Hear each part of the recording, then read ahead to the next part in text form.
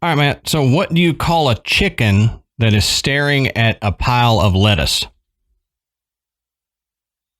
Chicken salad. Chicken sees a salad. You almost got it. I didn't get the Caesar part. Yeah, that's good. I like that one. Good.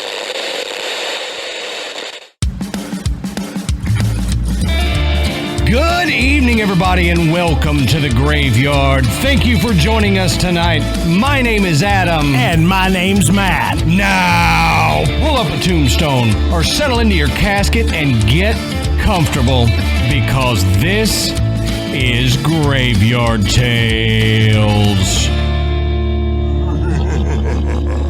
All right, everybody, here we are again. Matt, how you doing tonight, brother? Hey, I'm good. Good deal. I'm doing good. Good.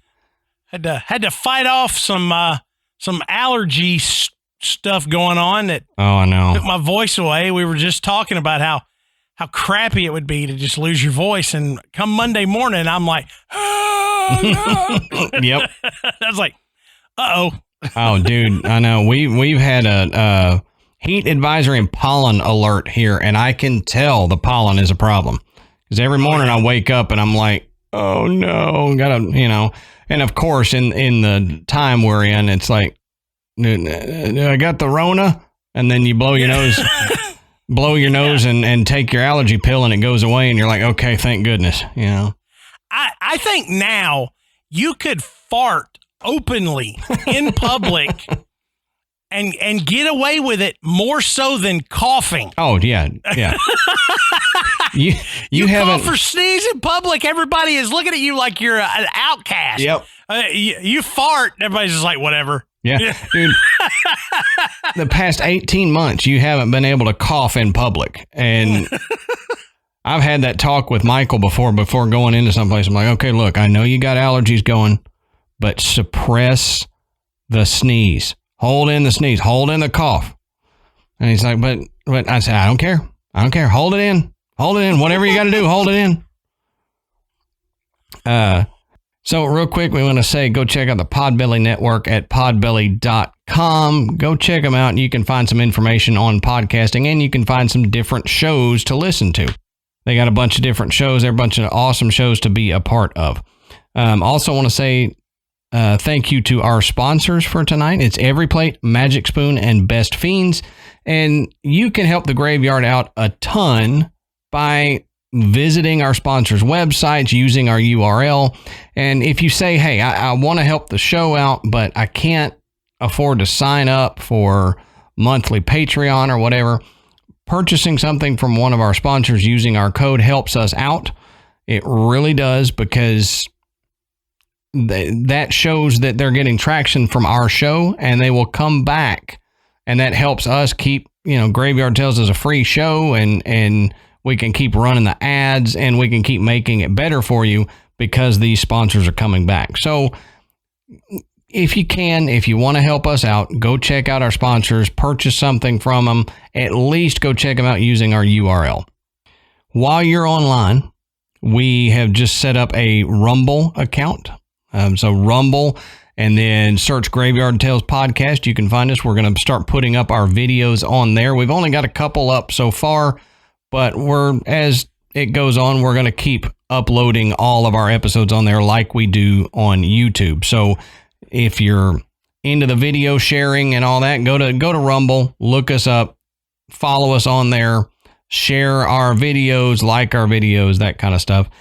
Or you can go to patreon.com/Graveyard Tales and sign up to become a $1, $5, or $10 patron, and you get different bonuses for doing that. Our $10 a month patrons get the video version of all of our shows, so you can watch Matt and I do this, and they're ad-free video versions, so you get perks that way, and you get different perks depending on which tier you're signing up for. So go check it out. You can go check out the different perks that you get and decide which one you want. And you get videos for the $5 as well. But they are videos of the Patreon episodes. And we try to do one of those a week at the very minimum to keep all of our patrons happy and to thank you guys for the support that you give us on there.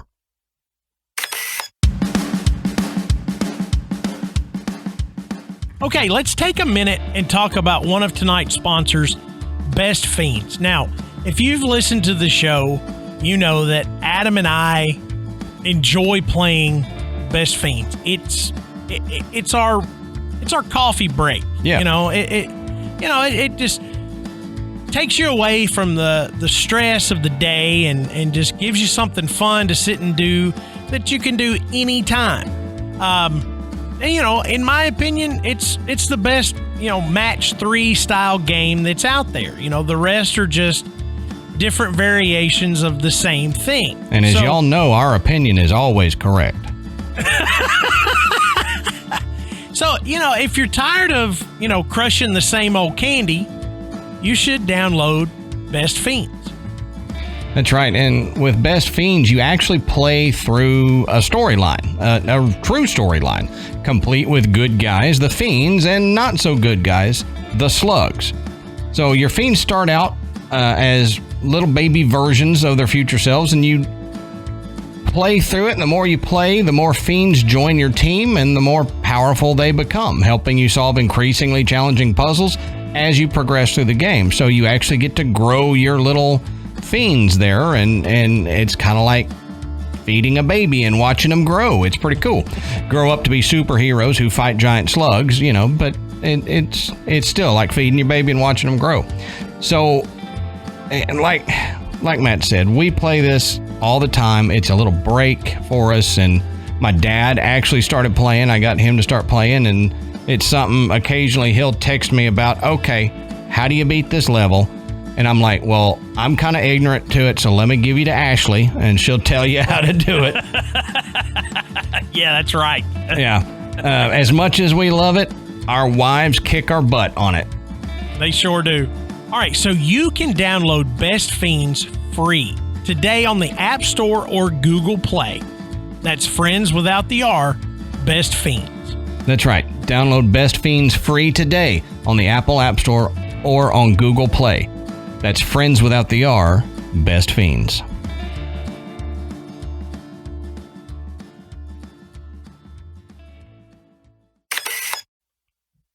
Matt, that's all I got. So, all right. Why don't you tell us, what are we talking about tonight? Okay, so tonight we are going to travel to the Irish Sea. We're going to look at the Isle of Man. There you go. Or St. Patrick's Isle, St. Patrick's Island, or whatever you want to call it, because as you're going to see tonight, researching this topic was very interesting. It was. But we're going to talk about Peel Castle. So Peel Castle is interesting because it has not just Scottish and Irish history. It also has Norwegian Viking history associated with it. It's extraordinarily old. It's probably one of the oldest places we've discussed. So, needless to say, it would probably be haunted, wouldn't you think? You would think so, yeah.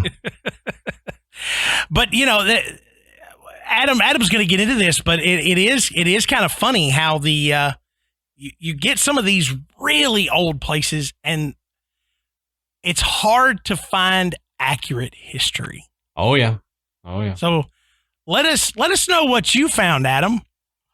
All right. So a lot of this information I got from the Peel Heritage Trust, and they had documents on it. So I thought, after looking into it, and Matt and I talked about this a couple times through this last week of research on it, that you find something here that says this, and then within the same breath, they contradict it with something else. Or you go look at another source and it tells you something totally different. It starts out the same and you're like, okay, cool, I'm verified. Oh, wait, no, it's totally different. So it's like these people showed up here at this time, or maybe it was 30 years later, or it was 100 years before, or it was yesterday, or they didn't show up at all, or they brought their dog with them. And it's like, I don't, this is the kook. I mean, I texted Matt and I was so frustrated with this research, and this is the most frustrated I've ever been. And Matt, I don't know what happened with the historical documents of this place. I don't know what happened with the historians, but somebody was smoking something when they were writing this stuff down. Yeah, it seems that way. It's funny. We find contradictions all the time, but this would be the equivalent of two people going, "Oh, this happened in Dallas." No, it happened in Houston. And then a third person going, "No, it happened on the moon." It's like way off. Yeah. It's like, what? Yeah, okay, Dallas, Houston, I get that. Then, people maybe not from here wouldn't know that they're that far apart, but then having the third guy come in and go, "Oh, it was a lunar landing." What? Yeah. Not the same city, not the same state. Hell, not even the same planet. No. So we've had that problem this whole time with, the history of the area and the castle that contradict itself in so many different sources. So we did the best we could. We tried to get the most credible sources that we could find. That's why I went with the Peel Heritage Trust for a lot of this information. And Ancient Origins, which I've talked about before. I trust Ancient Origins because I've verified a lot of the stuff on their website in the past on different articles. So I tend to trust them more than other places. I trust them a lot more than Wikipedia. I'll put it that way. Wikipedia might be a good stepping stone, like use their sources, but don't believe everything Wikipedia has to say. That's all I'm saying. But some of these things we found was like an 8-year-old wrote a Wikipedia entry on this place. Yeah. But anyway, go check out our sources. Like we always say, they're down at the bottom of the show notes, and you can see where we found this stuff, where we found the contradicting stuff, and where we found an apple pie recipe for Peel Castle. It was the apple peel pie recipe. This was a classic Viking apple pie. They loved it with cheddar cheese. Yeah. And probably blood all over it. Yep. They ate it out of the skull of their enemies. It was baked between two thigh bones of their enemies. So let's look at a quick history of the island. The Isle of Man is a small island in the Irish Sea between Ireland and England, and it's a crown dependency of the United Kingdom, which I'll explain what that is here in a second. But the island was settled approximately 8,000 years ago, and it has a long and diverse history and fascinating archaeological sites. And we'll touch on some of the archaeology as well. I guess by diverse history, they mean it's divergent from one to another. I guess that's what diverse means here. But the Isle of Man became an island 85,000 years ago when melting glaciers caused sea levels to rise, cutting off Mesolithic Britain from mainland Europe. Now, the first human occupation arrived on the island as the Ice Age retreated some 10,000 years ago. Now, in the 8th or 9th century, the Vikings landed on the island and controlled it for the next few centuries. Or maybe they didn't, depending on where you look. They established a parliament on the island known as the Tynwald, possibly the oldest continuous parliament in the world. And I know if you're from around there, you're going to correct me on my pronunciation of that, but that's the best I got. The Isle of Man later became part of the Kingdom of the Isles, which included the Western Scottish Isles, which was controlled by the King of Norway until the 13th century. Now, in 1254, it was ceded to the Scottish king. During the series of wars known as the Scottish Wars of Independence, the island alternated between Scottish and English control, but by the late 14th century, the English controlled the island and they ruled through a series of local lords.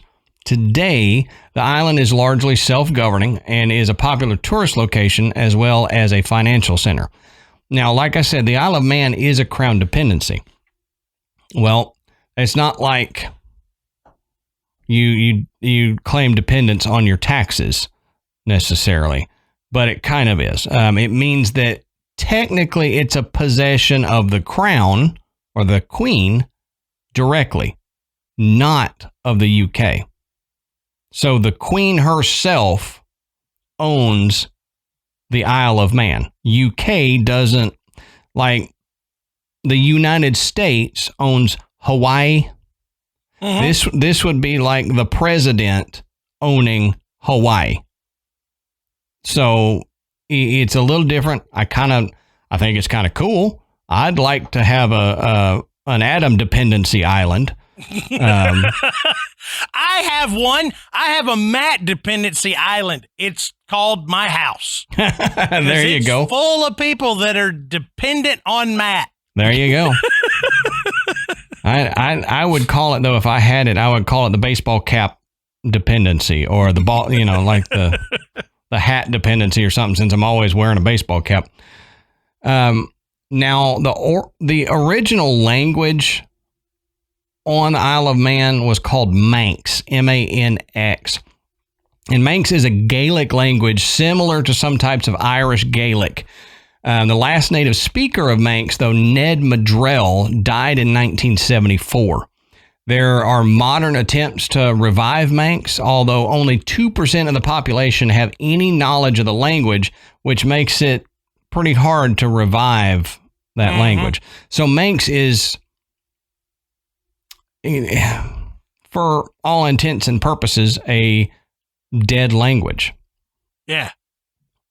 Yeah, nobody really uses it anymore. You find some literature that is written in it. There's some of the history of the island is written in Manx, which may account for some of the disparity in timelines. That's a valid point. Yeah, and so just it's kind of lost in translation.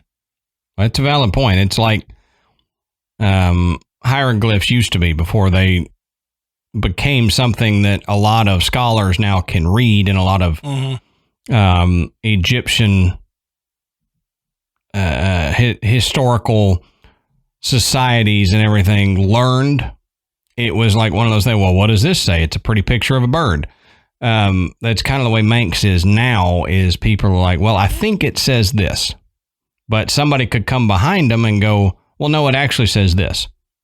So we've got to revive this language. And you make a very valid point. I think if we can revive Manx to a more usable language, we might be able to pin down the history of this a little better. Yeah, you ever have somebody write you a note or a letter or something, and you're trying to read it and you realize their handwriting is so poor that there's a lot left that could be misinterpreted. Mm-hmm. So I always wonder, were there Egyptians that had terrible handwriting? Oh, I'm sure. And they're like, well, you failed this quiz. Well, why? I put the right answer there. No, the right answer was bird, onk, scarab. And you put dog, onk, and scribbly lines. No. That's exactly what that is. Yeah, that's a bird. You can't tell that's a bird. Trying to defend, your drawing of a bird. Mm-hmm. Oh, I think it's people say it was a simple language. I don't think it was a simple language at all. I think you got to be a damn artist to do it. Yep. I think English comparatively is a way simpler language to write phonetically than hieroglyphs or any language like that that uses pictograms, because you had to have some type of artistic ability, or you didn't get the wording across. So it's probably why there were scribes that did it rather than like the everyday person could do it, but if you wanted something done, you took it to a scribe because, like, this guy's, you should see this guy's Anubis drawing. This guy has the best Anubis drawing in the world. So they were taking it to him to have him transcribe these court documents. Mm-hmm. Gotta be careful. Mm-hmm. All right, so let's look at the castle a little bit, and this is from the Peel Heritage Trust. So some of this may sound a little fluffy language, and it kind of is, but it says St. Patrick's Isle, home to Peel Castle, is linked to the Isle of Man by a causeway. It's believed that Irish missionaries came here about the year 550, disciples of St. Patrick, and probably not, as local legend has it, led by him, but by St. Carmain. This would be a suitably isolated spot for monks of the Christian Celtic Church to choose. Now, that's part of the history that kind of goes back and forth. Some places you'll see St. Patrick himself landed there. A lot of other places say no, he didn't, but I'm going with the Peel Heritage Trust documents because I feel like if anybody's going to get it right, something related to the Peel Heritage Trust is going to be right. Yeah. And you know, these paintings of St. Patrick arriving at the Isle of Man, he looks remarkably like the depictions of Moses. Yeah. Wait a minute. St. Patrick looks like a badass. You know, he's got all this long, flowy gray hair, and he's all, it's like, it kind of looks like Zeus coming up, you know, and I'm like, that doesn't look like the St. Patrick I've seen before. Yeah, right. Well, it's probably somebody just claiming to be him. That, you know, some old Viking warrior, then they were like, "Are you St. Patrick?" And he's like, yes, I am. Now, the first known fortification on St. Patrick's Isle came after the arrival in 1098 of the invading Viking chieftain known as Magnus Barefoot. Now, the Chronicles of the Kings of Man and the Isles tells us that Magnus saw to the erection of two wooden prefabricated forts, one now believed to be in the south of the island and the other on St. Patrick's Isle. It is likely that the rampart of this fort would have been topped by some sort of wooded fence or paling or peel, the possible inspiration of the eventual name of both the castle and the town. Now, the visible stonework in the castle includes the remains of buildings belonging to the Celtic monastery, possibly dating from the 6th to 8th centuries, and the 13th century Cathedral of St. German, a later building and later buildings allied to it. Other buildings include a medieval armory and barracks. Now, these are protected by fortifications consisting of 14th century flanking towers linked by 15th century curtain walls.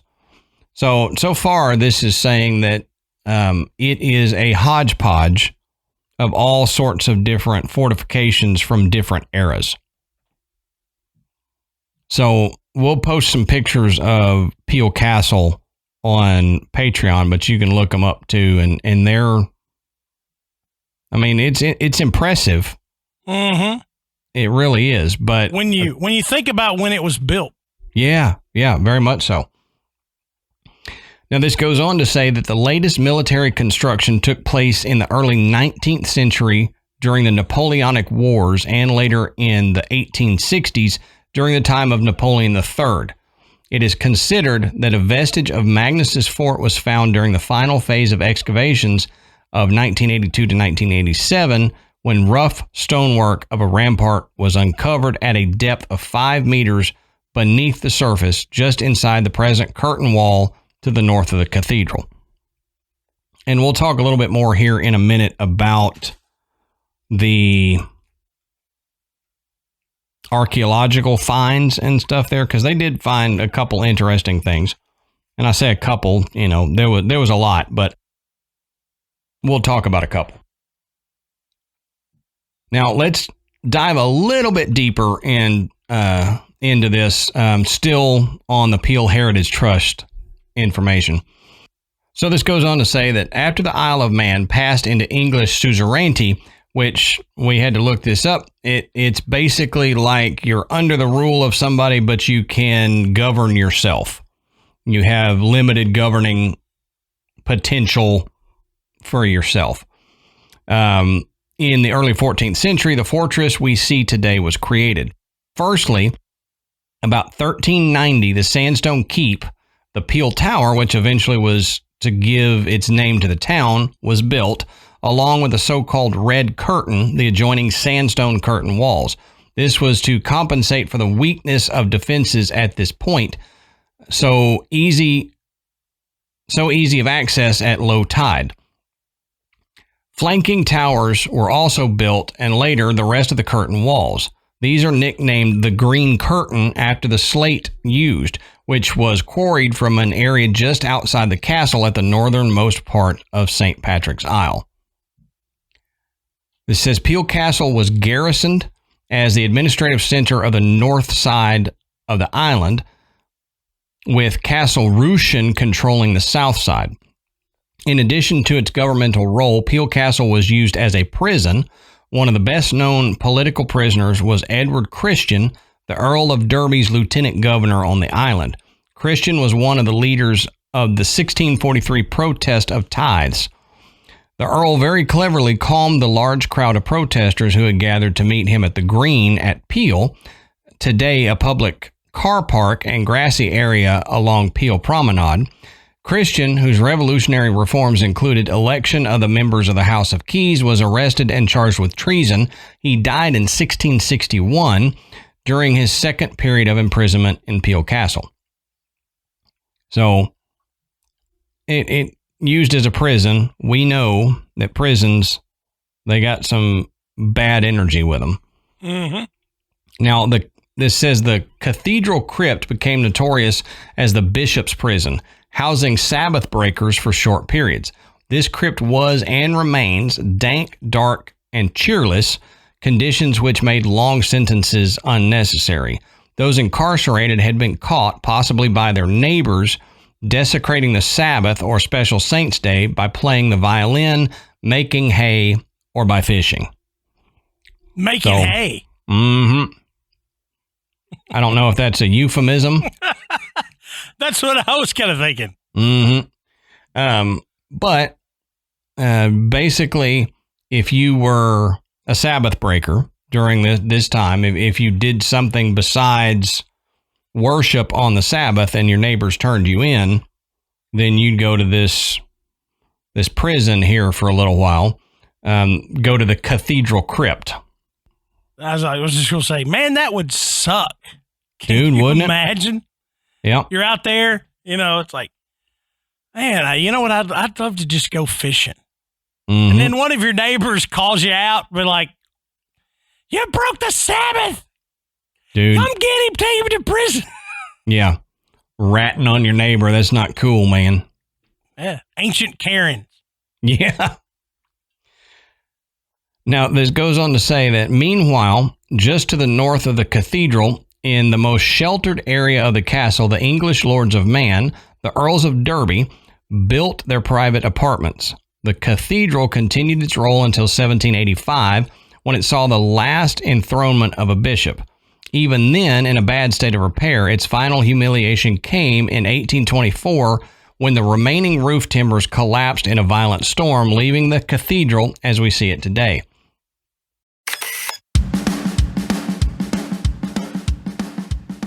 All right, Matt, so as we've said before, one of the most irritating things in the world is having to go to the grocery store. Absolutely dislike going and grocery shopping because you always spend a lot more time and money than you need in the grocery store. So one of the ways that Matt and I combat that is by joining EveryPlate. Now, EveryPlate is owned by HelloFresh, and we've talked about HelloFresh before. But EveryPlate and HelloFresh have come together to form one company with a wide array of offerings at all price points for you to enjoy. And we really think you're going to like it because EveryPlate is a cheaper way than going to the grocery store. and you don't buy all this extra junk that you're never going to use. They send you boxes every week or at 2 weeks, however you sign up for it, and it's got all of your ingredients in there, exactly the right amounts that you're going to need. So there's not buying a big bundle of parsley and 90% of it rots in your refrigerator drawer, which is great. So you can experience full plates and fuller wallets with America's best value meal kit. Yeah, and the recipes come together in about 30 minutes. That's definitely faster than a trip to the grocery store and starting a meal from scratch. And one thing that I always dislike is you go and you get on the internet and you search for a new recipe, something different, something you've never tried before, and inevitably there is some ingredient that you've never used, you don't know what it is, and you're not even sure if you can find it in your local grocery store. Oh yeah, I had that happen a lot. Yeah, EveryPlate solves that problem because they give you everything you need. And you're guaranteed to have something that you've never experienced before, but you know it's going to be good, and you know it's going to be affordable, and it's fun. I mean, I know Michael enjoys it. Oh, yeah. Brooks and Piper go nuts because they know at 9 and 12, they're going to get to help with dinner. Right. And we feel comfortable knowing that because everything is already measured out. We don't have to worry if one of them mixes up the tablespoon with the teaspoon or something like that, and you're sitting there eating this super salty dish. Yeah. It's not going to happen with EveryPlate because you get what you need. It's easy, affordable, and you're cooking, delicious, family-pleasing meals. Restaurant-style meals. Exactly. You feel like a chef, and you didn't have to take any training to do that. Yeah. So take it from Adam and myself. EveryPlate is definitely something that you should try for all the reasons we mentioned and even more.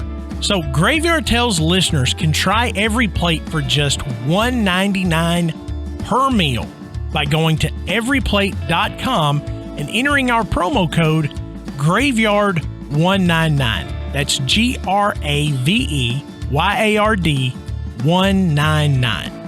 Yeah, that's an amazing deal. You can get started with EveryPlate for just $1.99 per meal. Where else are you going to find that? All you got to do is go to everyplate.com and enter our promo code Graveyard199, GRAVEYARD 199.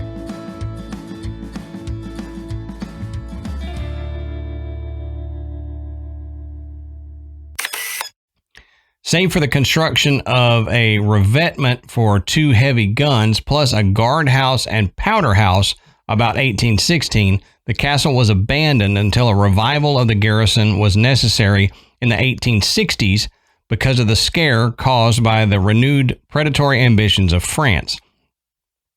Today's ruinous state of the former Lord's apartment buildings is due to their being used as a quarry for the construction of these defenses.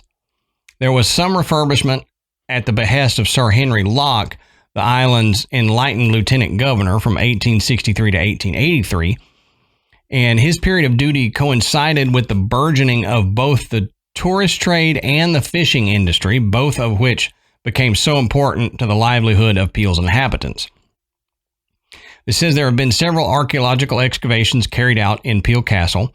By far the largest was carried out 1982 to 1987 by Liverpool University Archaeological Group at the behest of the Manx Museum and the then government property trustees. This was a, quote, teaching dig in which the public were invited to take part, supervised by qualified archaeologists. So that would be kind of cool. I would like to do that. Yeah, that would be neat to be able to, go on an archaeological dig, even though you're not really an archaeologist, and just see firsthand and help. Oh, and, yeah, I'd love that.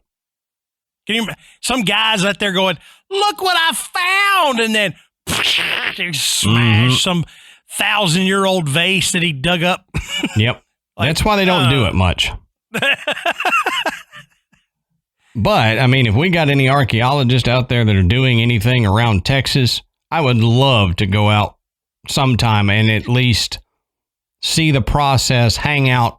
I could chip in I would say strong back, but I don't have that strong a back. It was injured several years ago, so a mediocre strong back, and we could. I think that would be awesome, especially if you're digging for ancient peoples, artifacts, or dinosaurs. Hit me up. I'd love to join you. Now, this says a large number of volunteers, mainly local residents, but people from Britain and some from abroad, including the USA, also took part. The many important finds included a cache of silver coins dating from around 1030, an extensive burial ground with several hundred graves. So that's always good for hauntings and stuff like that, is disturbing ancient grave sites. These included that of the so-called, quote, pagan lady buried with her beautiful necklace, signs of Magnus Barefoot's fort of 1098, and many details of the Lord of Man's apartments. An unexpected bonus, as a claim to fame, is the finding of the British Isles' earliest human flea. That was a tiny discovery. I mean, how in the heck would you find that? And verify it as the earliest human flea. That's impressive in and of itself. Yeah, I mean, the flea is about the size of the dirt you're sweeping off. Mm-hmm. So. Yep. So, I mean, that had to have been found by an actual archaeologist and not some ding-dong out there helping. Yeah. They probably scooped it up, put it in a bucket, and some archaeologist came behind them and went, wait, man, you're throwing away evidence. Yeah. I see that flea in there. Mm-hmm. But, like we said, the history was kind of all over the place. So the Peel Heritage Trust is where we got most of this. Hopefully it's as close to accurate as we could get. This has been, like I said, the most frustrating history dive that I've done. So I have to say thank you to the Peel Heritage Trust for this information that I was able to read, because that helped kind of subside my anger and frustration. Well, I have to say the paranormal documentation is only slightly better, but it is a little better. Which is unusual. It is unusual. This is flipped for the way things typically run for us. And although there is very little documented paranormal evidence from Peel Castle, there are stories from amateur paranormal investigators that indicate that the building is very active, almost like it's still alive. Now, there are accounts of shadows darting in and out of the remaining structures, the sound of a dog running, a man's loud laughter, heavy footsteps, and sightings of men kneeling in a group at the foot of the north wall. So seems like, at first glance, there is a lot going on. But possibly the most famous legend from Peel Castle is that of Moddey Dhoo. Now, the Moddey Dhoo is a giant black dog with fire red eyes and razor sharp teeth. The dog is said to have appeared almost every day after the castle gates were closed. It terrified the guards because of its abnormally huge size, and more often than not, it entered the guard room where the guards were enjoying some wine or ale and keeping warm by the fire. Now, the dog, it made no sound at all. It only laid quietly by the fire until dawn, when it got up and left the room. Now, I don't know that would scare me, though. I mean, to be honest with you, if it just some dog came in and laid down, I think I'd be, oh, okay, here, you want a biscuit? I mean. Yeah. Well, then dig this. So there used to be a passage that connected Peel Castle and across the church grounds, leading to the apartment of the captain of the guard. Now, the Moddey Dhoo was always seen to come from that passage at the end of the day and return through that passage as the morning dawned. Now, as long as the dog was sitting or lying, it was harmless.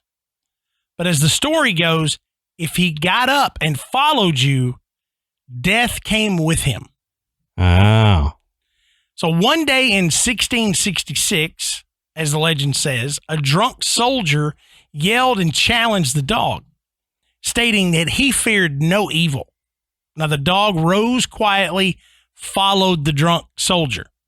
A few minutes later, screams were heard, and the soldier came back white as a ghost with eyes filled with fear.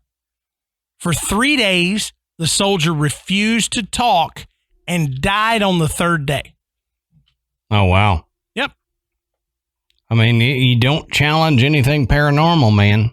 That's right. You know, just especially, well, and I don't know if, you know, black dogs were already kind of an omen, you know, in the 1600s. So, oh, yeah.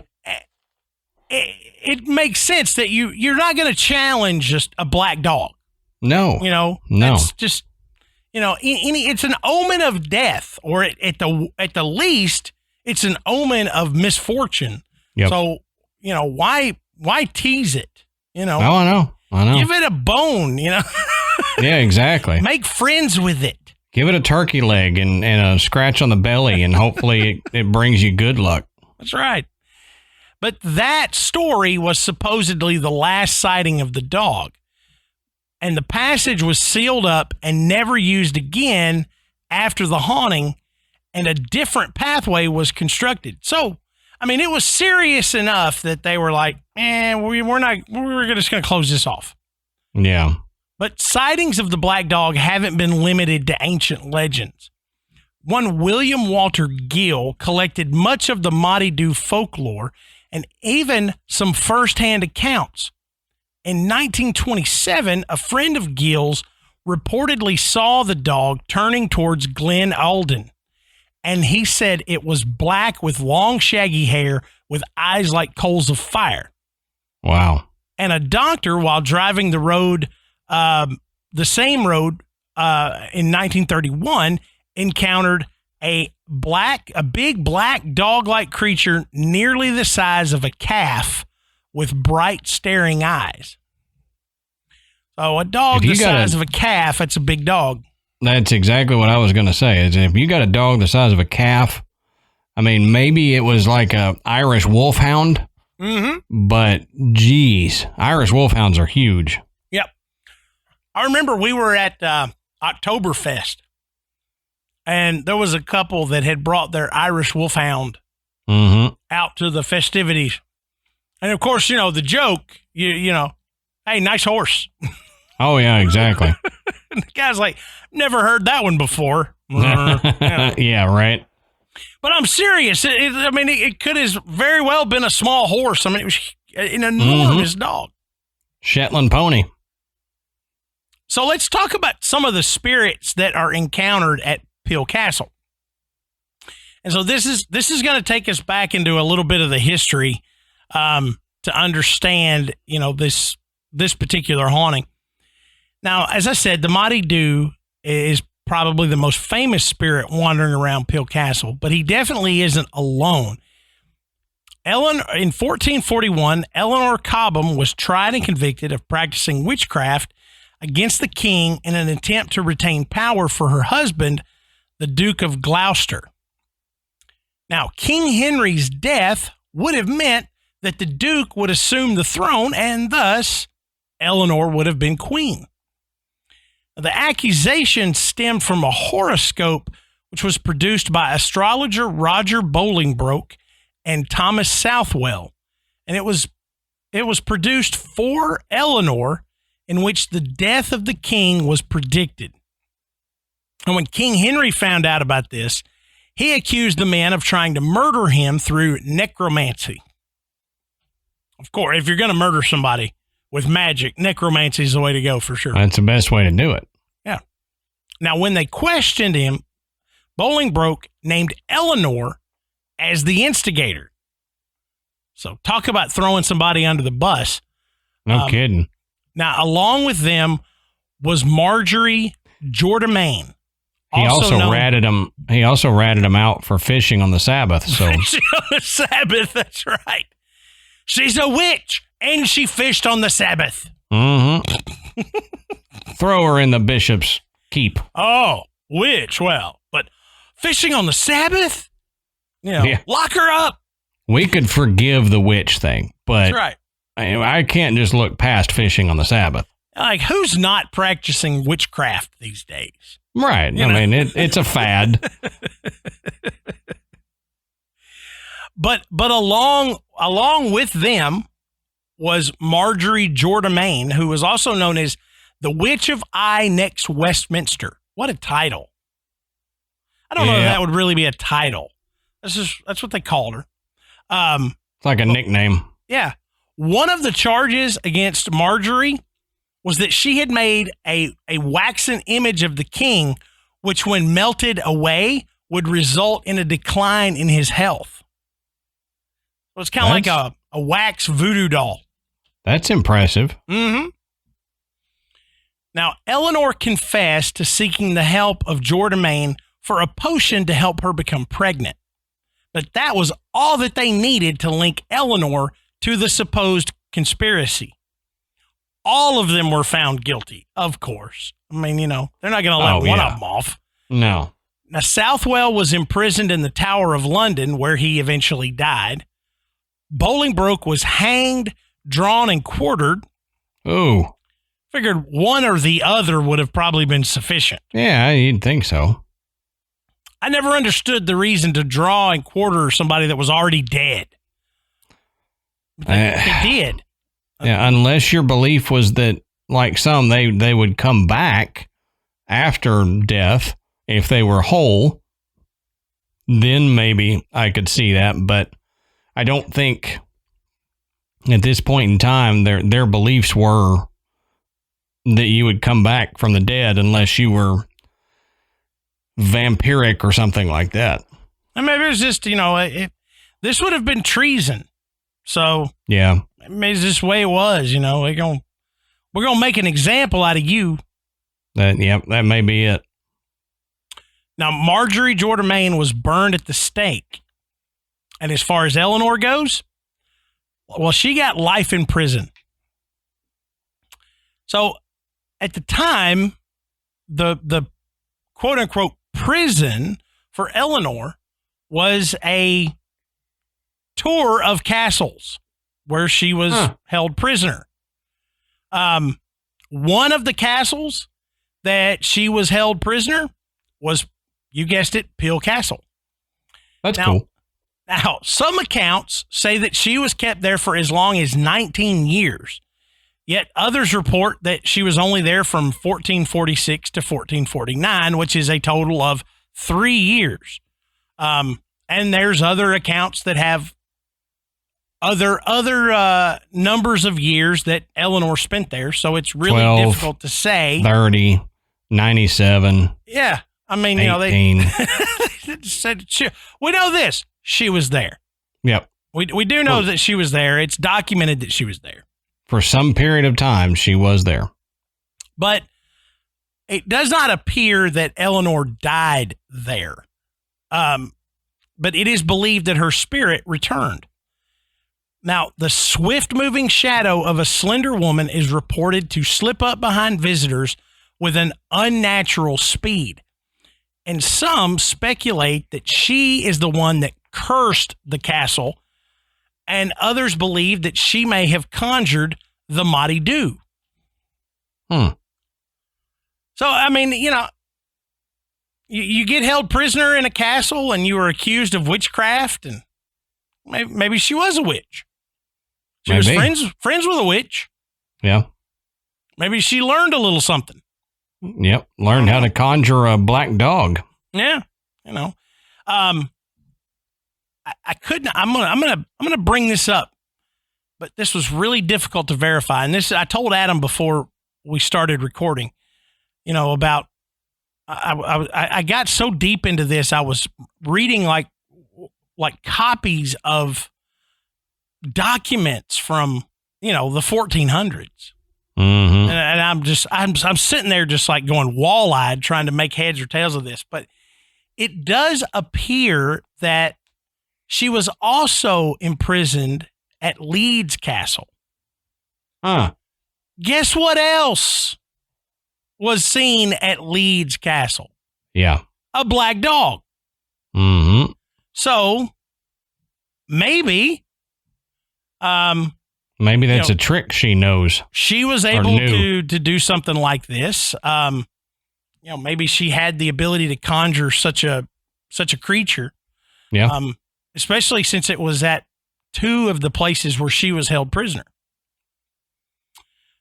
Now, going back even further than Eleanor, we go all the way back to when the Vikings first came in and took over the island. Magnus Barefoot's time. Magnus Barefoot. What about it? So Magnus Olafsson, or Magnus Barefoot as he was called, was a Viking king of Norway and conqueror who built the fortifications on the Isle of Man and negotiated a treaty that gave the islands of the Irish Sea to the Norwegian kingdom. So, Adam mentioned that they belong to the kingdom of Norway.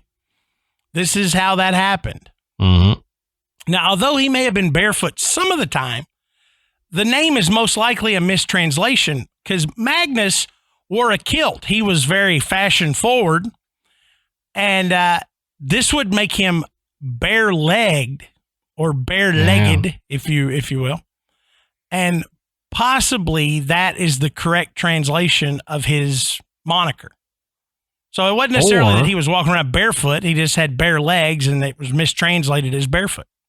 Or, again, it's a mistranslation, but when he got his name, it was a windy day and it was Magnus Barebutt. And... now, the wind blew the kilt up, and that happens. I mean, now he was a Viking. He wasn't a Scotsman, so Yeah, it's odd that he would wear a kilt. I mean, Scotland didn't have a monopoly on kilts. I actually think they did. Have you ever played Scottish Monopoly? No. I mean, no, me either. I don't even think it exists, but I was trying to make a joke out of it. But. I thought there was a joke coming. I thought, man, what's he got? Nothing good. Nothing. Well, but the heavy footsteps and the loud laughter that's heard in Pill Castle has been attributed to Magnus's spirit roaming the ruins. Now, visitors have reported being pushed by a strong force that has also been connected to the Viking King. Viking King, say that 5 times fast.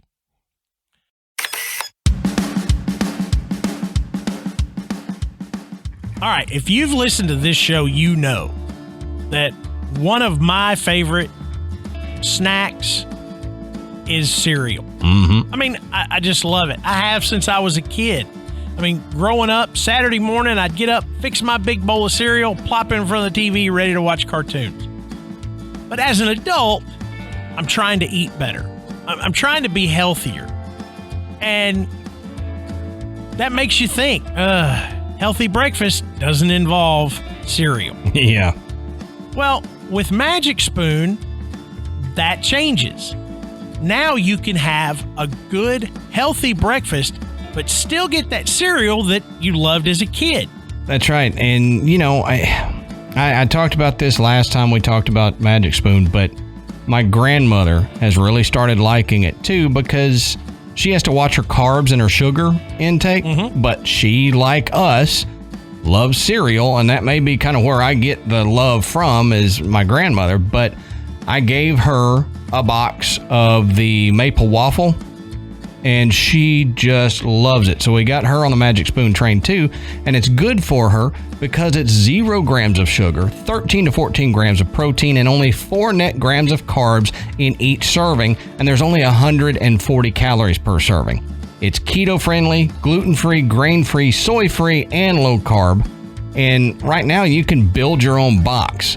The available flavors they have to build your own custom box are cocoa, fruity, frosted, peanut butter, blueberry, cinnamon, cookies and cream, and maple waffle. And they've added back the cookies and cream and the maple waffle permanently because it was a limited time thing, and then people wanted it so much that they put it back. And Matt, I can see why they wanted that maple waffle back. That is good stuff. It's my new favorite. Yeah. And I was a big fan of the cinnamon, still am. But when I tried the maple waffle, I was sold. It reminds me of a cereal that I loved as a kid. Mm-hmm. Yeah, it's great. It is. And you know, if you're looking for a healthier alternative to the cereals that you eat in the morning, or even as a midnight snack, something like that, then you should try Magic Spoon. And all you've got to do is go to magicspoon.com/grave, and you can grab a custom bundle of cereal and try it today. Now, be sure to use our promo code GRAVE, that's GRAVE, at checkout, and you can save $5 off your order. Yeah, and Magic Spoon is so confident that you're going to love their product. It's backed with a 100% happiness guarantee. So if you don't like it for any reason, they'll refund your money, no questions asked. So remember, get your next delicious bowl of guilt-free cereal at magicspoon.com/grave and use our promo code GRAVE, GRAVE, to get $5 off.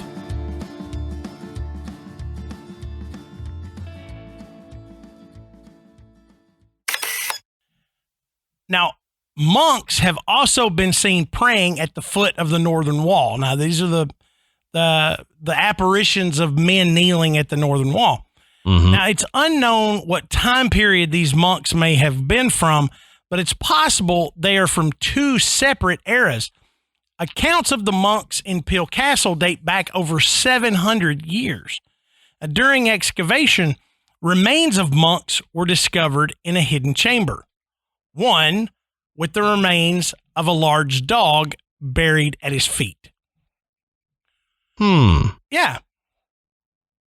So why is it creepy to me? It seems creepier to me to have apparitions kneeling and praying than it does just to see an apparition walking. Why? I don't understand why that. Like, it feels like it brings more of a creep factor to see a kneeling apparition. I don't know. It is kind of strange. You don't hear about it much. No, you don't. But, you know, if this was a practice of the monks, and their spirit was left, then this, what you may be seeing is just them replaying a regular routine. Yep. You know, monks don't have a lot of leisure time. You know? No, that's true. They tend to do a lot of the same things over and over and over again. So you're probably seeing a lot of that if you're seeing the apparition of the monks. Now, that's pretty much where the paranormal stories end. And when you start digging into this, what you find is that not only is the Moddey Dhoo the most famous, it's one of the only ones. I mean, every site you see will bring up these stories, and I understand. It really took some digging to find info on the other spirits, but when you consider the age of Peel Castle, the age of the settlements on the Isle of Man, it makes sense that there would be some residual there. Conflict, death, and then as Adam said, they used it as a prison, not just for Eleanor, but for other folks too. And all these, fishermen, that got locked up for fishing on the Sabbath. That was terrible. But it is strange that there hasn't been any real official paranormal investigation of Peel Castle. And I really couldn't find a reason for that other than I thought maybe it may not be the easiest place to, secure that kind of travel. And,